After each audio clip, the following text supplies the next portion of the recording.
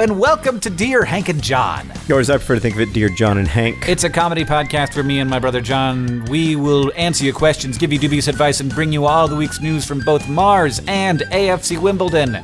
Hey, John, how are you doing? You know, I never prepare an answer to that question, even though you ask it You every really should. single week. I should probably spend like Really? 30 to 40 seconds before we start recording the podcast, considering how I'm doing. I'm fine. I don't know. I've just got back from... You want to tell me a story? Yeah, tell me a story. I just got back from London, so I'm a little bit jet lagged, but Sarah and I had a wonderful trip to London. We saw lots of art. We were there for the art assignment with, got to film an art assignment with the Gorilla Girls, one of the great art collectives of the 20th and 21st centuries, which was incredibly exciting. That was super cool. Just getting to hang out with them is amazing and super cool. And other than that, I mean, I guess the big news from my trip to the UK, other than the news that's going to come at the end of the podcast in the form of the news from AFC Wimbledon, is that on my 6th day in England, after having spent more than $100 on data, I did catch Mr. Mime. I don't know what Mr. Mime is. Oh, that's a Pokemon. Is that a Pokemon? Yeah, it's the Pokemon that you can only catch in Europe. Oh, man. That is a terrible thing that they have done to people visiting Europe, because you could be looking at Europe and instead you're looking for a special Pokemon. But I guess it's all part of the world. I mean, Hank, when I found that Mr. Mime on the banks of the river next to the Tower of London, it took me 20 Ultra Balls, 20 raspberries. I was sweating. I was like shaking and sweating each time he would pop out, thinking, God, please don't run away, Mr. Mime. Please don't run away. By the way, I don't know if you've ever seen a Mr. Mime Pokemon. They are distressing looking. They are extremely disturbing. They're part of the scary clown movement of 2016. Anyway, when I finally caught him, I honestly, like I didn't start crying, but I did feel the welling up that you feel before you start crying. And then I was like, you've got to find some other meaning to your life, man. Well, how are you doing? I'm fine. I have not played Pokemon Go in months. I have not played a video game in months. I am just trying to get all the things done before I become a dad, in which case, and at that moment I will stop making Dear Hank and Johns for a while. So yep. I hear that you may have some special guests coming up. I mean, we've got some great guests. It's going to be super fun during your paternity leave, but we also might end up skipping a couple weeks just because I also have a little bit of personal and professional business to attend to. But no, it's going to be, you're going to have an awesome paternity leave. My only concern is that you won't want to come back to work. Yeah, I also have that concern. I am worried about leaving it all behind, and I think that's natural and normal, and I think it'll all be okay, though. It'll all be okay. You're not going to want to leave it all behind. Babies are too stressful and overwhelming to spend 24 hours a day with anyway. Hank, would you like a short poem for the day? Yeah. This poem comes from W.H. Auden. It's one of the short poems in his poem, 3 Short Poems. It was recommended by a listener. I quite like it. Leaning out over the dreadful precipice, one contemptuous tree. I love those trees, John. I do too. Whenever I go tubing down the Clark Fork River or the Blackfoot, sitting in an overinflated tire tube with some beers and some friends, I always love looking at those trees that are just like, I'm gonna do this. It shouldn't be. I shouldn't be here. It can't be possible, but I'm gonna do it anyway. Yeah, there is nothing like a tree clinging to a riverbank, in my opinion. It captures everything about human life. It's remarkable. It's something because you also got to know that like that tree is just like it's only doing it because it can, and it can, so it's doing it. That's how trees work. Right. I would argue that might be how we work, too. Let's answer a question from our listeners. All right, this one is from Maria, who asks, Dear Hank and John, when a stranger in a coffee shop asks you to keep an eye on their stuff while they go to the toilet, what are they really asking of you? Are you supposed to chase after a thief and tackle them to the ground, or just yell at anyone who gets too close? Are you supposed to watch the stuff get stolen, and then when they get back from the bathroom, just point at the empty space where the stuff was and say, somebody took it? I'm always asked to do this job, and I am never ready for the responsibility. Are there any realistic expectations of me, or do people just ask in order to give themselves slightly more peace of mind while they pee? All right, I got two responses to this, Hank. The first thing is that, Maria, this speaks very highly of you as a person, because I am never asked to watch people's stuff when I'm in a coffee shop. And I always wonder, why? Why don't they ask me? And I've decided it's because they don't like the look of me, and they think that they'll be advertising that their stuff is going to be easily acquirable for the next couple minutes. Or maybe you just have that look, John, that like, please do not talk to me look. I mean, I definitely do try to put that look on in the coffee shop. I'm not going to lie about that. The other thing that I would say, though, is that in my opinion, and Hank, I don't know if you're going to disagree with me, when you agree to watch someone's stuff while they are peeing, you are agreeing for that time to treat that stuff as your own. Yeah. Yeah. That's pretty much what you are being asked to do. And if somebody comes and looks at it, you look at them and they're like, well, I'm going to go thief somewhere else. Because that's really like coffee shop thievery is very based upon like approaching stuff and then looking to see if anyone looks at you. And if someone looks at you, you veer to the side and you're like, oh, that Danish, I should go get a Danish at the coffee bar shop place. You know a distressingly large amount about coffee shop thievery. Well, it's, you know, I've had stuff stolen from me in bars and coffee shops, and it occurs to me how that, like, it is like, how did that happen? Oh, here's how it happens.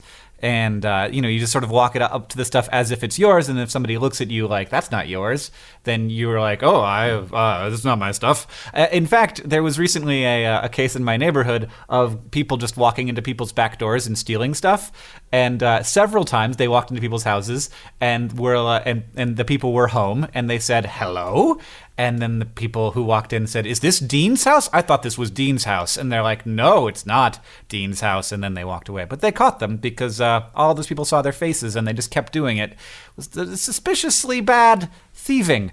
It turns out theft is often done by people who are not particularly good at theft. Right. So long story short, Maria, to get back to your question, if somebody walks up to you and says, is this Dean's stuff? You should say no.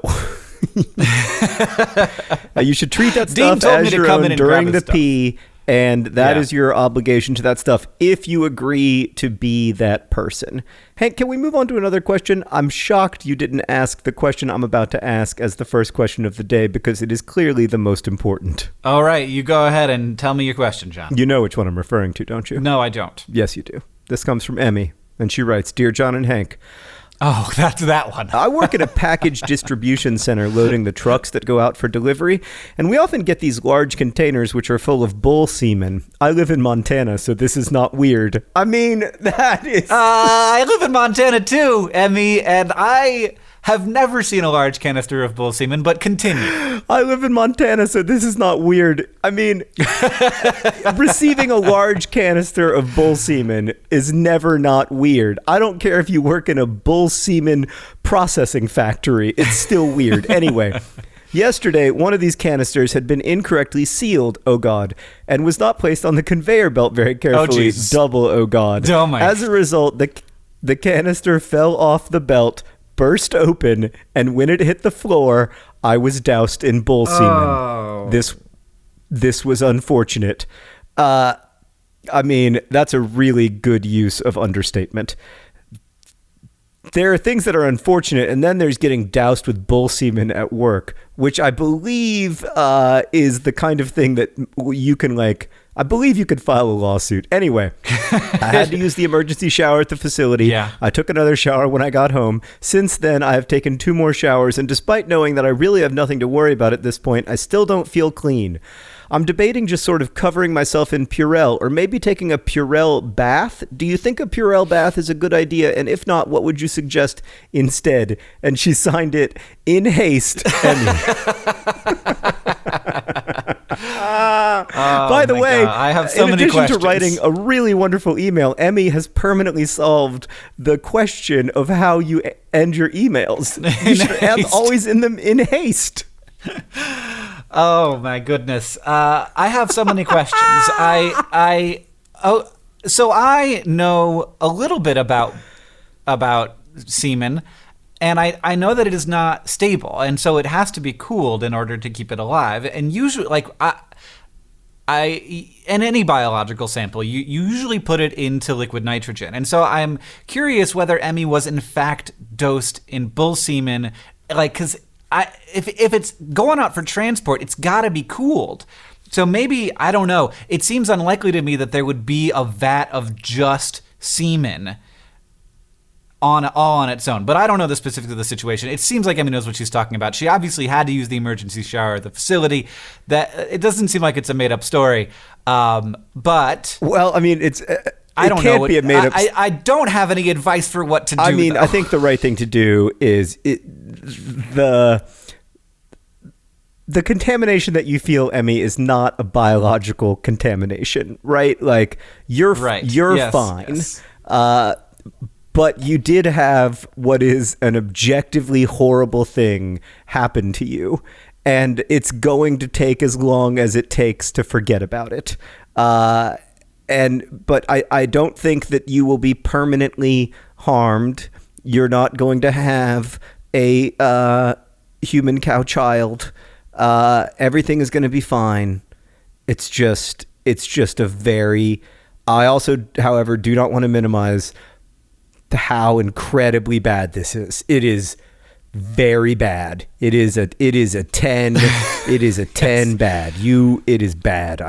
It's a very bad situation. You're having a lady Macbeth moment. You're having an out damned spot. Out, I say, damned spot moment, and the spot is not blood in this case, and it's not cloth. It's yourself, and it's bull semen. Out damned spot. That might be my favorite Shakespeare reference you've ever made, Hank. Also, the only Shakespeare reference you've ever made.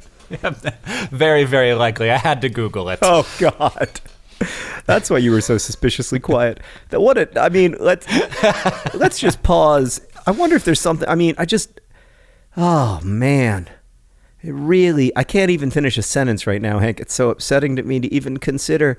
But I wanted to read that email primarily because of the parenthetical aside. I live in Montana, so this is not weird, because now every time I come and visit you, Hank, I'm going to be like, you guys got bull semen in the fridge? What's going on? Yeah, I feel like, I mean, obviously the DFTBA warehouse handles bull semen. It's a warehouse in Montana. So we do, we do the shirts, we do the posters, and then we have the bull semen area.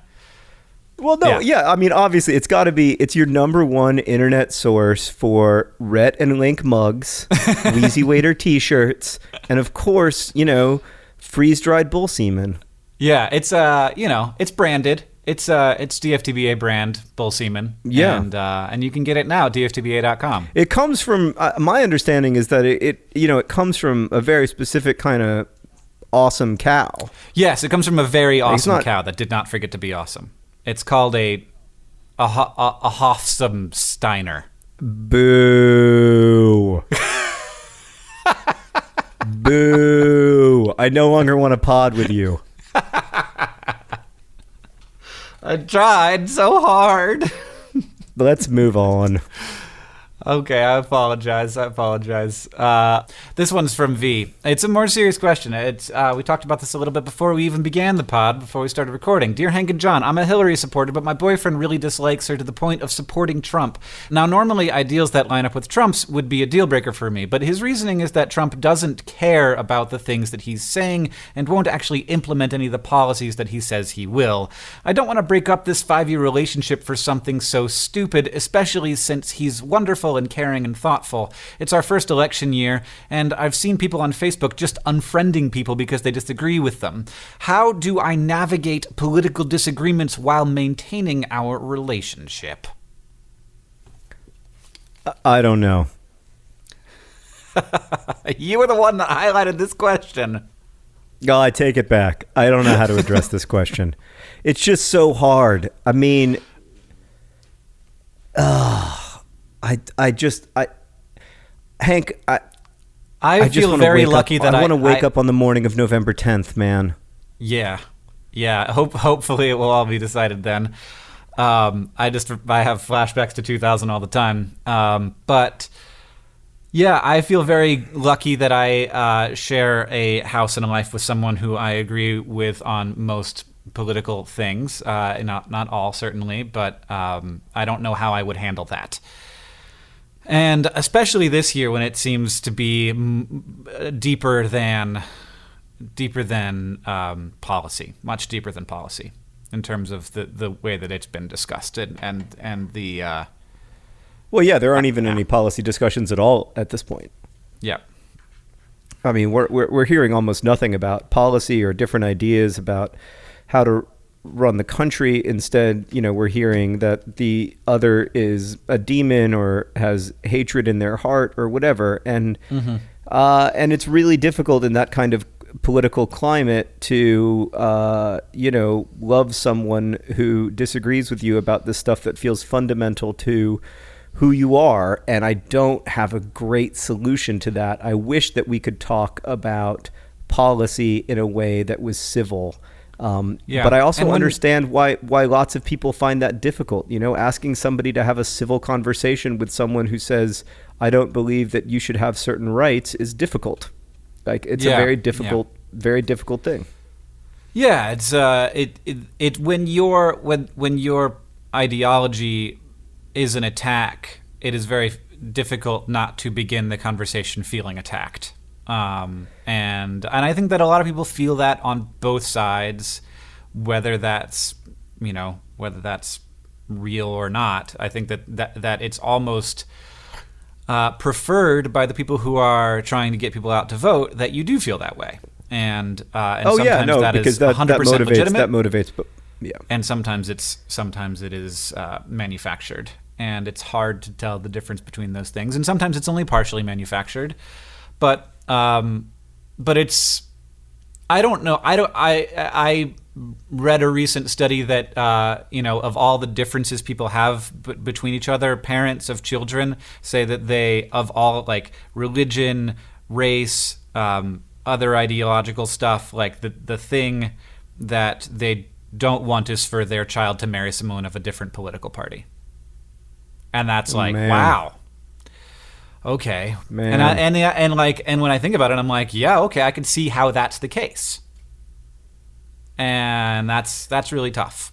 It's tough. Yeah, I think it's really hard. I think you just have to try to find ways to have open conversations. I mean, lots of people are in marriages where this is a disagreement.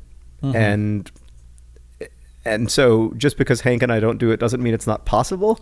It just seems difficult to us. I also did recently see a study that 45% of Trump support of men who support Trump think that their wives are voting for Trump, and 33% of them actually are. So there is a certain number of people who just don't know and don't discuss it, and I think that is troubling. And I think that the main thing... I don't know. I think that's fine. People, I'm not going to judge the inside of somebody else's marriage. I agree. But I think that the main thing is that you guys understand your values and that those values are compatible with each other. And if this is like a caring, loving person, then, like, we all want the best thing. If you guys want this, like, similar things, and you want the best thing for each other, then I don't know. It's so hard to even say the words that were going to come after that sentence, but they're there implied. John, do you want to ask Caitlin's question? That was just a great bit of oratory, Hank. I wonder if I could have the 200 most recent words you said tattooed onto my body for the rest of my life.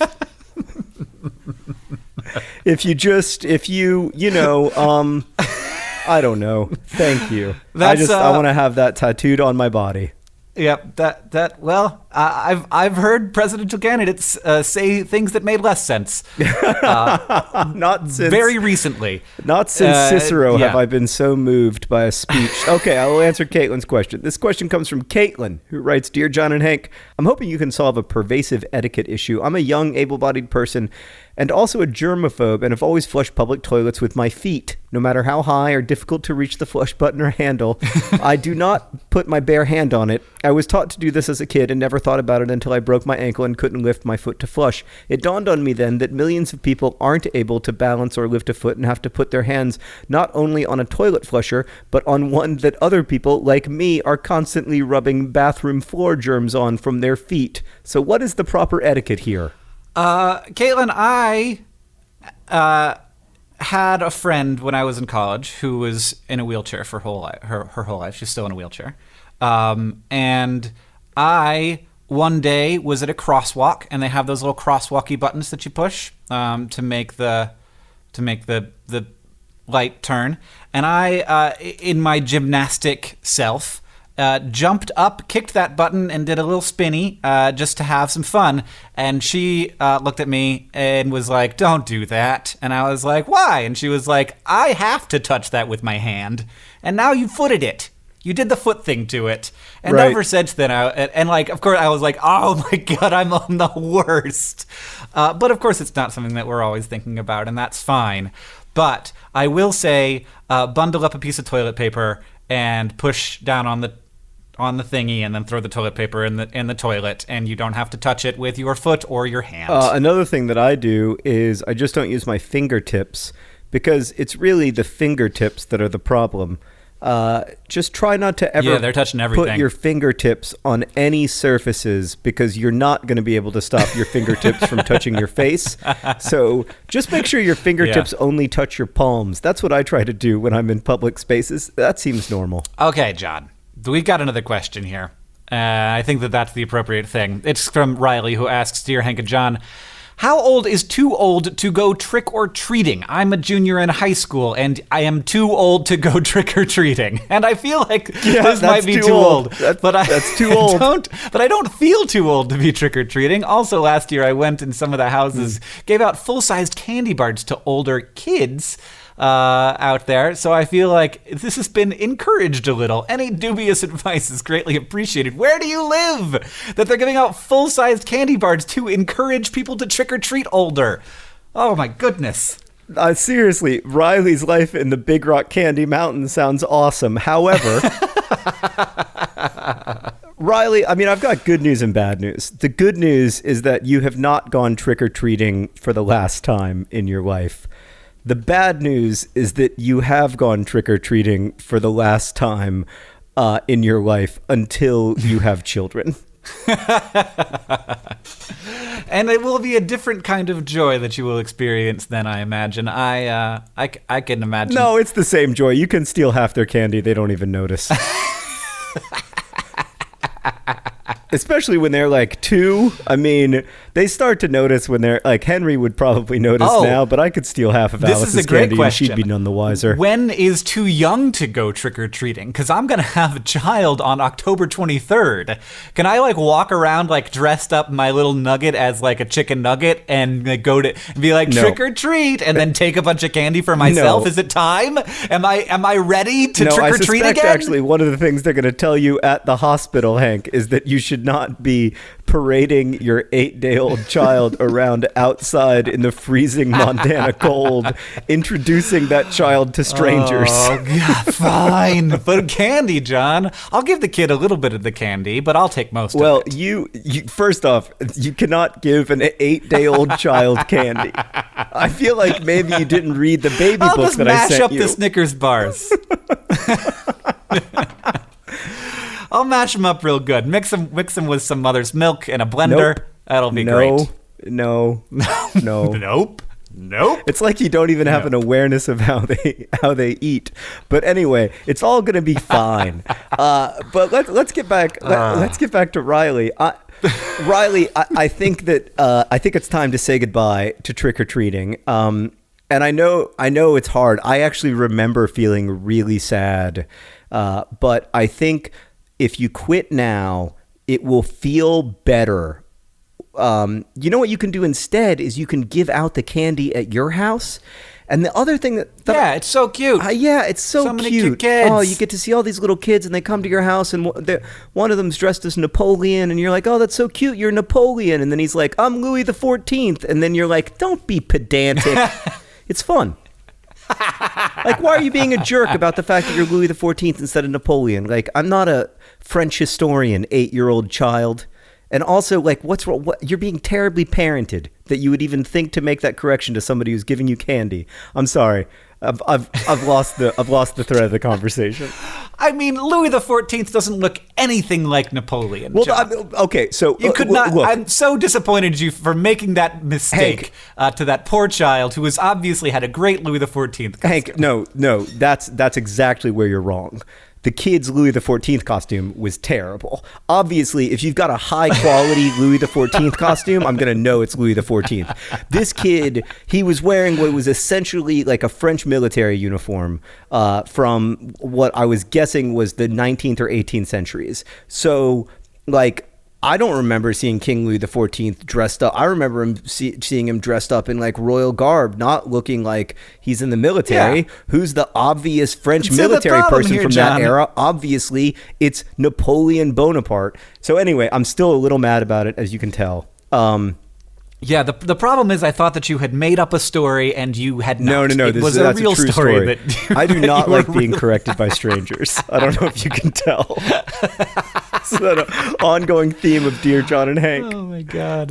Yeah, Riley, you need to be handing out the candy rather than walking around and getting it. But I will tell you an amazing secret, which is that when you become the person who buys the trick-or-treat candy rather than the person who goes around scrounging from house to house trying to score the occasional full-size Snickers bar, when you become the person who buys the candy, you can intentionally overbuy candy. Oh, I mean, you can also accidentally overbuy candy, which is the only thing I've ever done as a person who gives away candy. I mean, I always have I would so argue much that you get way more candy by being the candy purchaser than by being a trick-or-treater. You also get the exact candy you want. Exactly. That's right. You don't have to like rummage through all the Skittles and the Smarties to try to find that one Reese's peanut butter cup, or I guess I should stay on brand, that one mini Snickers. You can just choose to get 100% mini Snickers. Yeah. Oh man, I get the Mars pack. That's the Snickers, the Three Musketeers, and the Milky Ways because I love the variety. But I love if it's just me on a regular day, I want a Snickers. But if I'm gonna have a bunch, then I want to mix it up. Yeah. Well, I will say that I agree with you, Hank, that Mars is the best candy company. God. It's also the second best planet.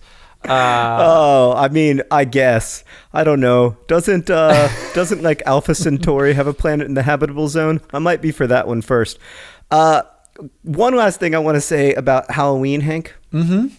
There's this golden age that I think Riley is just entering where you don't have to wear a Halloween costume. And then, like, you get to college and you start having to wear Halloween costumes to go to Halloween parties. And then when you're in your 20s, you have to go to Halloween parties. And then all of a sudden you have to start wearing Halloween costumes because you have kids and they expect you to dress up. Like Henry wants to dress up as a Pikachu. He wants me to dress up as a Pokemon trainer. And like, I don't want to do that, but I also don't want to be a terrible father. So I would say, Riley, enjoy these few years of not having to dress up because you're going to have, like, basically you're going to go straight from the Halloween party scene probably to the Halloween parenting scene. And then you're going to have to wear a costume essentially every Halloween until you're like 60. Mm-hmm. Mm-hmm. Yeah, it had not occurred to me that you have to wear a costume as an adult parent person. I assume that stops at like 10 or 12 when it stops being like a couple's thing, like a father-son thing. You just, they go out on their own, dressed however they want. I don't know. Maybe by the time I'm 45 years old, I won't have to wear a Halloween costume every Halloween.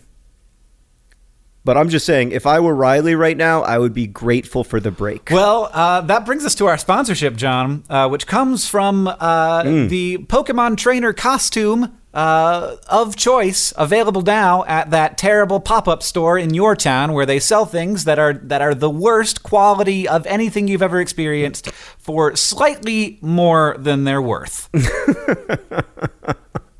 And, of course, today's podcast is also brought to you by DFTBA Bull Semen. DFTBA Bull Semen, your number one source online for ice-cold bull semen, available now at dftba.com. This podcast is, of course, also brought to you by Purell, which will come in handy when the canister of bull semen arrives at your house, structurally not intact.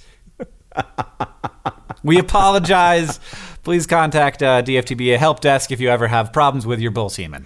We do apologize in advance for the fact that 100% of the bull semen canisters we send out have been improperly sealed. And lastly, today's podcast is brought to you by Louis XIV. Louis XIV, just to be clear, he was not a general. Yeah, he was got to have all the animal furs and the velvets. That's what you're looking for Louis XIV. Pedantic child. And never come to John's house again. Do you want to do another question, John? Seriously, I do not want to see you this year. I will recognize you forever. And I'll be like, hey, what's up, Napoleon? And that's from now on. Okay, Hank, let's answer a few more questions from our listeners. Do you want to do a more serious one or a more sciencey one, John? I wanted to... it's my turn to ask a question for the record. Oh, fine. Fine, you go then. This question comes from Claire, who asks, Dear John and Hank, I'm in the process of getting over a breakup, and I'm having trouble. Whenever I hear songs that we bonded over, I think of him, and it saddens me. I still enjoy these songs and don't want to remove them from my life. One cannot simply remove Hamilton from life. But how do I reclaim them to make them my own instead of ours? Oh, man, I don't know, because I still can't listen to Rush. I mean, how do you go on? Actually, I can listen to Rush. I did not go out with that girl for very long, but she loved Rush, and I listened to a lot of Rush for those couple months, and purely because of her interest in Rush. And now I realize that I don't like Rush. So that worked out really well for me, actually. Yeah, but Rush is not Hamilton, Hank. Like, this is Hamilton that we're talking about. Hamilton has been taken away from Claire. The greatest musical of our time, and possibly any time, is suddenly not available to her. And that is a real bummer. Yeah. This actually happened to me with a Clash album that I listened to a lot, not while with a person, but during a breakup. And I don't know why, but I just listened to this Clash album like over and over. And I love the Clash. And whenever one of those songs comes on the radio, I think about those bad times. And yeah, even with all of the exposure I have had, because it's not like these songs don't enter into my life, it still happens. So I don't have a good answer for you. Yeah, I mean, I've got bad news for Claire, which is that I don't think there's ever any way to totally extricate those songs from their original context in which you listen to them. Like, when I listen, there's this band I love. They changed names over the years. The Palace Brothers, Bonnie Prince Billy, Will Oldham. You've listened to some of their music, haven't you, Hank? Yeah. In fact, I know that you've been listening to their music because it's been coming up in my YouTube recommended area. Oh yeah, I've been listening to this YouTube playlist I created for working on my new story called Adolescence. That's not really songs from my adolescence, but it's songs that make me feel the way the songs from my adolescence made me feel, because unfortunately the actual songs from my adolescence do not make me feel that way. Oh man, that's a good project for Awesome Perk right there. The link to that playlist. Oh, it's a pretty personal playlist, but yeah. I guess we could do it as a project for Awesome Perk. Anyway, I have been listening to this one song over and over and over again called We All Us Three Will Ride by Will Oldham when he was recording as Palace Brothers. And I have probably heard that song 300 times in the last month. And all 300 times I have thought about the same frickin' girl. So I do not have any good news for Claire at all. I just wanted to read the question so that I could tell you that story. Oh, my God. Oh, Well, it sucks. Getting your heart broken sucks. Breaking up sucks. There's nothing else you can say about it. Like, it does get better over time, but it sucks. It's very sad. yeah. Oh man, I'd hate to have that happen to Hamilton. I'm so happy to.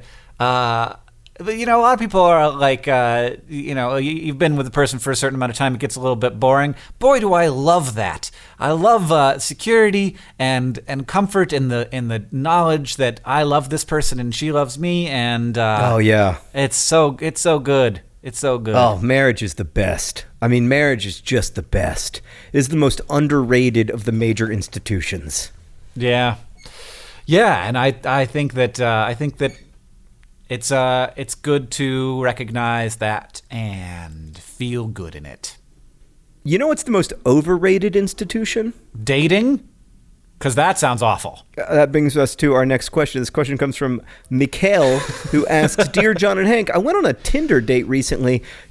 I just want to pause and look up into the heavens and literally thank God that I got married before the Tinder era began. Although I will say I have a friend who shall remain nameless who occasionally lets me take control of her, lets Sarah and I take control of her Tinder, and it is super fun to swipe left and right. It is super fun. Anyway, yeah. I went on a Tinder date recently, and when I met him, I went in for a hug. Hugs don't normally give me problems, but while I went in for a hug, he stuck out his hand for a handshake, which resulted in my arms being wrapped around him and his arm poking and probably permanently damaging my liver.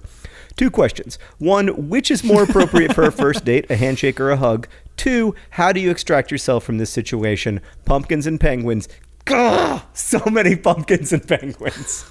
Mikhail. Hank, I have to say that I don't really understand how Tinder dates work, so I don't know if the hug or the handshake is the right call on a Tinder date, but in my era of internet dating, back in the literal turn of the millennium, my era of internet dating, I almost always went in for the handshake because I didn't really know this person yet. Yeah, I feel like if you don't, I don't usually hug a person the first time I see them unless there's some good reason to. Well, it depends. I don't know how tight you get with somebody on Tinder before you go on your first date, though. Yeah. That's true. Like if you have like a really good sort of like texting that's happening, then yeah, maybe going for the hug. But in general, I think the first time you meet somebody, a handshake is a good low barrier, non-intense way of connecting. And I think it'd be weird if you just waved and sat down. I think a handshake is good.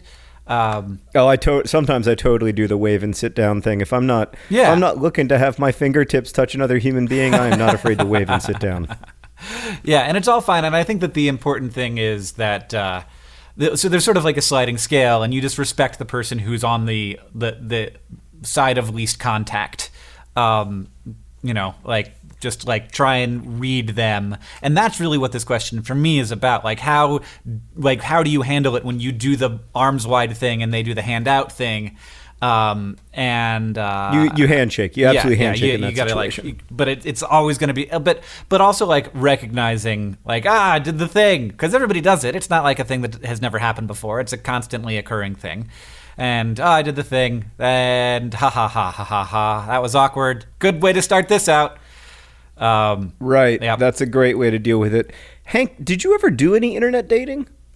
No.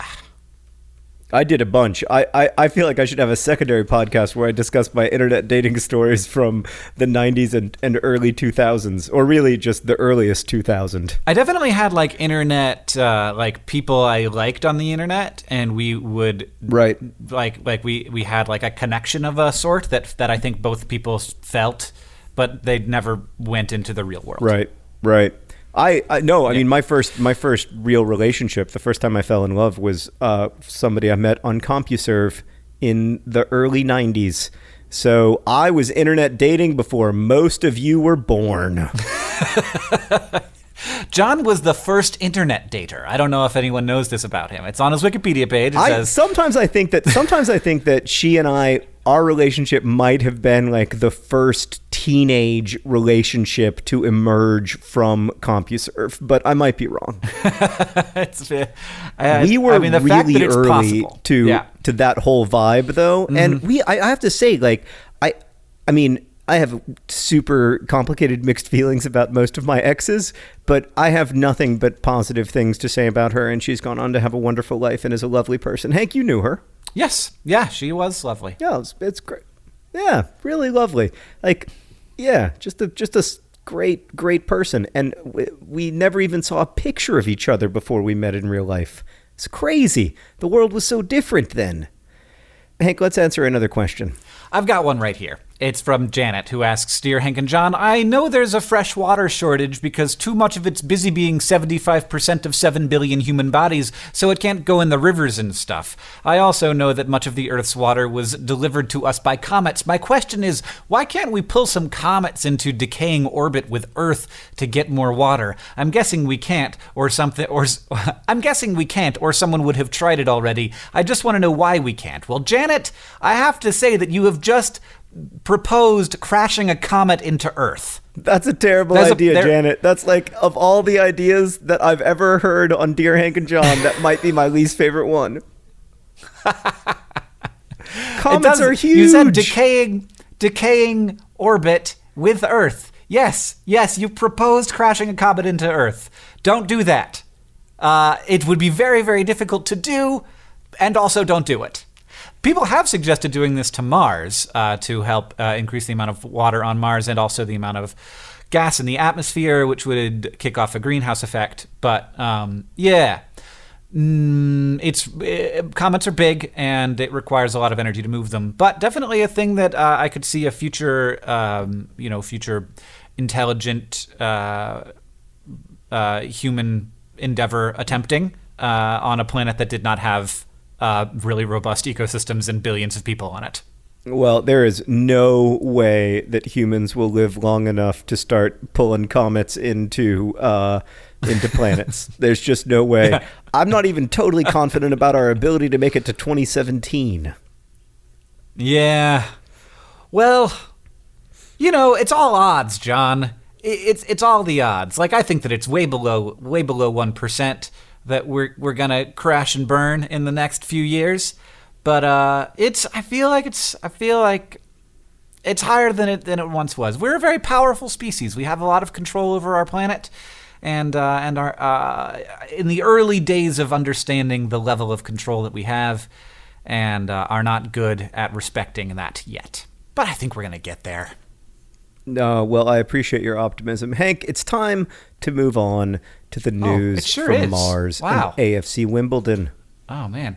I didn't realize how late it was. Do you want to go first, or do you want me to go first? I don't mind going first. I'll go first, because I think that your news is pretty big and pretty good. Mine was hard. There's so much news from Mars this week, John. I think that I'm going to go with... It's been a Mars-y week. Yeah, I'm going to go with, even though this is probably the one that people have most heard about, I'm going to go with Barack Obama's editorial that he published on CNN saying that the U.S. will send Mars to the red planet. Well, nope, that's not. That didn't make any sense. We'll send that would be weird. People to the red planet by the 2030s and return them safely to Earth with a longer-term goal of making it possible to, quote, one day remain there for an extended time. And that's terrible news, as everyone knows. But he committed to some funding for NASA for this, and also said that it would be a joint effort between public and private company things, people, projects, programs. I don't know. What do I mean, John? It'll be... I don't know. I want that tattooed on my body, too. It's going to be a joint effort between public companies and the government, is what I mean.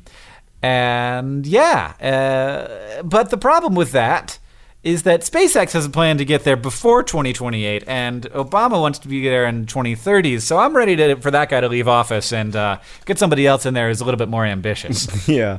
I, for one, am with Leon Musk on this news, which Leon Musk, immediately upon hearing about this news, went to Twitter, Leon Musk for Earth, Leon Musk number 4 Earth, and he announced...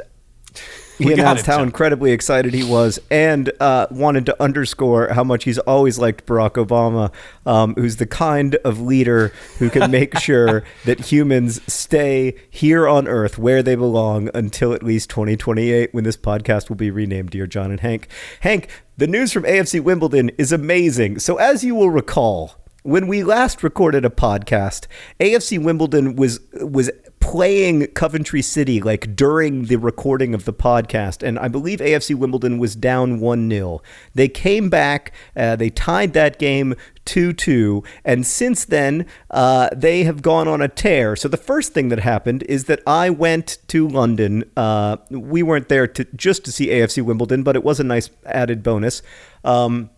So we got to go to Kingsmeadow. I was there with Sarah and Rosianna and our friends Stuart and Anne-Marie and their beautiful children. And it was a lovely day out, made even more lovely by the fact that AFC Wimbledon won that game 2-0. It was incredibly exciting, fun to watch, great play. It made me feel like AFC Wimbledon are going to be fine potentially in League One because they really played well. Then they played in the Football League Trophy. They played Plymouth Argyle, who you'll recall is the team we played at Wembley to get to League One in the first place. Won that game 2-1. Also, you know who started in that game, Hank? No. My very favorite new AFC Wimbledon player, the teenage Ginger Messi. His name is Alfie Egan, and he is going to be a fantastic player. Then they played Oxford. That game was actually televised in the UK, so I was able to watch it via a totally legal stream. And they won that game 3-1. Whoa. So AFC Wimbledon have gone from being near the bottom of the table in a situation where like they were pretty much, staring the possibility of relegation in the face to being 10th place in League One on 16 points after 12 games. And they are 1 point above, guess who? The franchise currently playing in Milton Keynes, Hank. AFC Wimbledon, which formed in 2002, which had public tryouts on Wimbledon Common, which started out in the 9th tier of English football. For a little bit of context, Hank, let's go back to 2004, 12 years ago. Oh, gosh. Should we do that? Should we definitely do that? You've talked for a long time, and people know the story. All right. For a little bit of context, Hank, if we just go back to 2004, AFC Wimbledon are playing in the 8th tier of English football at a stadium that seats 2,200 people. The franchise currently playing in Milton Keynes are a middling to crap team in the 3rd tier of English football, League One, playing in a mostly empty stadium that seats 15,000 people. Flash forward 12 years, AFC Wimbledon have been promoted 5 times. They are still playing in a stadium that seats 2,200 people, but they are above Milton Keynes in the table, Milton Keynes still being a middling to crap team in the 3rd tier of English football. It is an amazing story. This is the first time since reforming that AFC Wimbledon have been above Milton Keynes in the table. The team's playing great. I'm sorry I talked so long, but I'm very, very excited. You can get your DFTBA Nerdfighteria AFC Wimbledon scarves now at dftba.com. And while you're there, you can get yourself some bull semen as well. You're only 4 points out of the top of the table, John, out of like promotion. 4 points from being in a promotion spot. 4 points from being in the playoffs, yes. I mean, look, I've learned at this point not to say that something isn't going to happen, but AFC Wimbledon, I will remind you, used to have the smallest stadium in League Two. Now they have the smallest stadium in League One. It is very hard to imagine them having the smallest stadium in the championship. But whatever, at this point, I'm just loving the ride. All right, well, I'm excited for you, John. Do you want to tell us a little bit about what we learned today? We learned that you can catch a Mr. Mime if you are focused, willing to use a lot of money for international data, and have a lot of Ultra Balls. We learned that John may have had the very first teenage dating relationship that came out of the internet platform CompuServe. That's right. I have the first and arguably best CompuServe love story. we learned that after you break up with somebody, you can never listen to those songs again in quite the same way. But eventually you will be able to listen to them, but you will always still think of that person. I'm sorry, it's terrible news, but that has been my experience. And we learned that crashing comets into planet Earth is not a good way to increase the amount of fresh water that we have. Well, could we crash a very small comet onto planet Earth? No. I mean, maybe. You could... No. It wouldn't be helpful. For one thing, we have lots of water, and we have lots of frozen water. It's not like we don't have big hunks of frozen water that's, wonderful fresh water that is already on the planet. And if we burned a comet up in the atmosphere, like the goal would be that it would not strike the surface of the Earth, you'd still be just getting that into the atmosphere, which would then rain down all over the planet and mostly land in the oceans anyway. All right, I trust you. You seem to know what you're talking about. Hank, thanks for podding with me. It's always a pleasure. Thanks to all of our listeners, especially those who support us on Patreon at patreon.com/DearHankandJohn. You can subscribe now for $1 or more per month, and you get access to a free live show. Not free. I don't know why I said free. It's definitely not free. It's $1. It's $1. A monthly live show, which is like this, only with our faces. So kind of, by some measures, worse. And I also want to thank Rosianna Rojas, who helps out with questions, Nicholas Jenkins, who edits this podcast. Our theme music is from Gunnarolla, Victoria Bongiorno. She does all of the social media and uploads these things, so thank you to her for that. You can email us your questions at hankandjohn@gmail.com. You can also reach us on Twitter using the hashtag #DearHankandJohn. I'm Hank Green. John is John Green. And as they say in our hometown, don't forget to be awesome.